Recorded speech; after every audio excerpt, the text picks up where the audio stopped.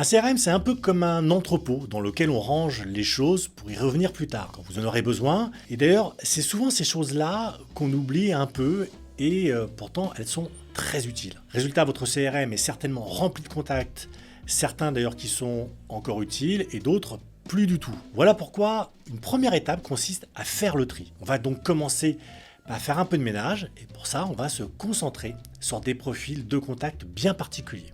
Pour ça, on va donc se focaliser sur, mettons, 4 segments principaux. Les vendeurs, à la fois ceux qui ont un projet en cours et ceux qui pourraient en avoir dans les mois ou les années à venir. Les acquéreurs avec un focus sur les propriétaires qui veulent à la fois vendre et acheter. Les anciens propriétaires que vous avez aidés à vendre leurs biens. Et puis, vous avez les nouveaux propriétaires qui viennent de réaliser une transaction. Déjà, vous voyez, ça fait un gros ménage.